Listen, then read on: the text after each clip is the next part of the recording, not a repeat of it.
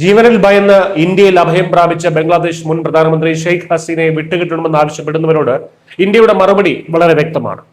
സമ്മർദ്ദങ്ങൾക്ക് വഴങ്ങി ഇന്ത്യ ആരെയും വിട്ടുകൊടുക്കില്ല. ഹസീനയെ കൈമാറണമെന്ന ബംഗ്ലാദേശിന്റെ നിരന്തരമായ ആവശ്യങ്ങൾക്കും രാഷ്ട്രീയ ഭീഷണികൾക്കും മുന്നിൽ ഒരു കാരണവശാലും ഇന്ത്യ മുട്ടുകുത്തില്ലെന്ന് ഉറക്കെ പ്രഖ്യാപിച്ചിരിക്കുകയാണ് കേന്ദ്ര സർക്കാർ.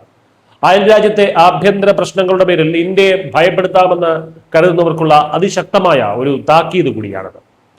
ഷെയ്ഖ് ഹസീനയെ ബംഗ്ലാദേശിലെ അന്താരാഷ്ട്ര കോടതി കുറ്റവാളിയായി വിധിച്ച സാഹചര്യത്തിൽ കൈമാറ്റ നടപടികൾ വേഗത്തിലാക്കണമെന്നായിരുന്നു ബംഗ്ലാദേശിന്റെ ആവശ്യം.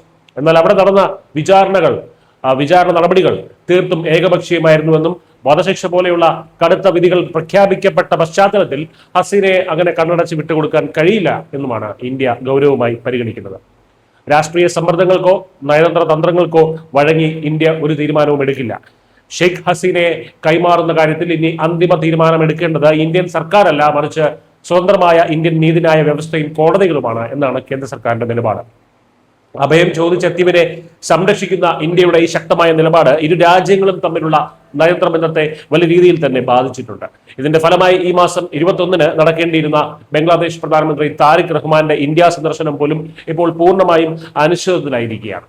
ഹസീനയുടെ കൈമാറ്റത്തിൽ ഇന്ത്യയുടെ അന്തിമ തീരുമാനം വരാതെ ഇരു രാജ്യങ്ങൾക്കുമിടയിലെ നയതന്ത്ര പ്രതിസന്ധി അവസാനിക്കില്ല എന്നാണ് പുതിയ സംഭവ വികാസങ്ങൾ സൂചിപ്പിക്കുന്നത്. ഈ രാഷ്ട്രീയ അനിശ്ചിതത്വങ്ങൾക്കിടയിലാണ് ഷെയ്ഖ് ഹസീനയുടെ തന്നെ നിർണായകമായിട്ടുള്ള പ്രതികരണവും പുറത്തു വന്നിരിക്കുന്നത്. തന്നെ വധിച്ചാലും ശരി ഡിസംബറിൽ താൻ ബംഗ്ലാദേശിലേക്ക് മടങ്ങിയിരിക്കും എന്നാണ് ഡൽഹിയിലെ ഒരു സ്വകാര്യ പരിപാടിയിൽ വെച്ച് ഷെയ്ഖ് ഹസീന പ്രഖ്യാപിച്ചത്. സ്വന്തം ജീവൻ പണയം വെച്ചും നാട്ടിലേക്ക് മടങ്ങുമെന്ന ഹസീനയുടെ ഈ പ്രഖ്യാപനം ബംഗ്ലാദേശിലെ മതമൗലികവാദ ശക്തികൾക്കും ഇപ്പോഴത്തെ ഭരണകൂടത്തിനും വലിയൊരു വെല്ലുവിളിയാണ് സൃഷ്ടിച്ചിരിക്കുന്നത്.